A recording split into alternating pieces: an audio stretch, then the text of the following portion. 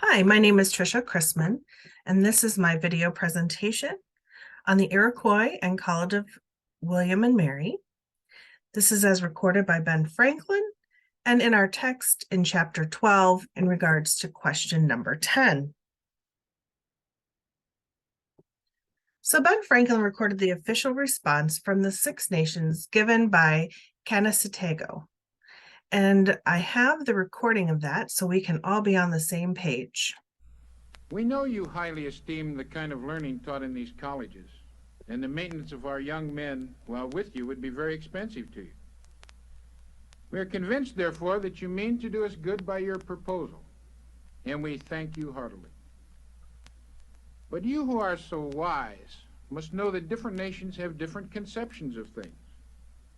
You will not therefore take it amiss if our ideas of this kind of education happens not to be the same with yours. We have had some experience of it. Several of our young people were formerly brought up in the colleges of the northern province. They were instructed in all your sciences. But when they came back to us, they were bad runners, ignorant of every means of living in the woods, unable to bear either cold or hunger, knew neither how to build a cabin, take a deer, or kill an enemy, spoke our language imperfectly, and therefore were neither fit for hunters, warriors, nor counselors. They were totally good for nothing. We are, however, not the less obliged for your kind offer, though we decline accepting it. To show our grateful sense of it, if the gentlemen of Virginia shall send us a dozen of their sons, we would take great care in their education, instruct them in all we know, and make men of them.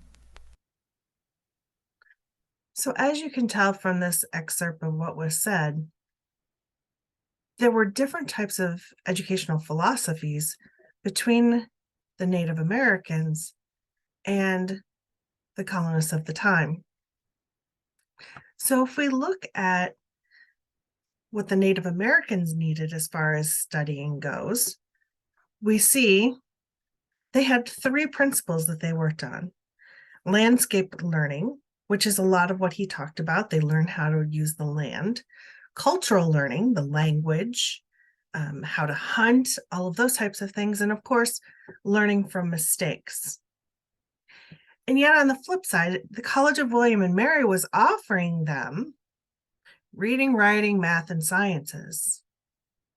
Things that were skills that the Native Americans didn't necessarily want or need for survival. And so here we have the challenge of how do we make these two things fit together?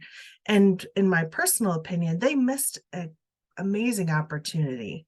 At the very end, he says, send us yours. And that might have been an actually great thing to do, to actually have both curriculums working for the students, whether they were white or Native American. And to be able to use both sets of ideas to help both sides become better.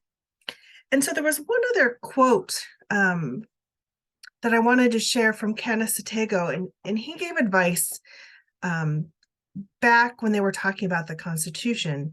And he says, we have one thing further to say, and that is we heartily recommend union and a good agreement between you, our brethren.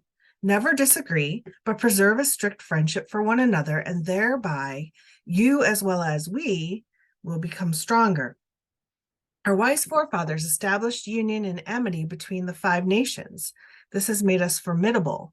This has given us a great weight and authority with our neighboring nations. We are a powerful confederacy, and by your observing the same methods our wise forefathers have taken, you will acquire fresh strength and power. Therefore, whatever befalls you, never fall out with one another. He's recommending that you combine the strengths. And if the Native Americans and the settlers of the time had come to some kind of agreement and understanding to build on those strengths, What an amazing collaboration that could have been.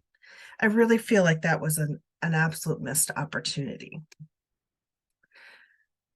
So thank you very much for listening in on my video presentation. I really do feel strongly about this whole idea of taking the best from both and all cultures and making it available to all, because we all have strengths. And as I had put in one of my papers, the fruits of the spirit don't just land on white trees. They land on all kinds of color of trees. And so we all have these fruits to share. And I feel as if we miss out on that advantage if we just try to make one culture fit into the box of another culture. And that's what College of William and Mary did incorrectly. They should have come up with a way to incorporate all of the skills in addition to what they had to offer, their strengths, to make the best opportunity for all.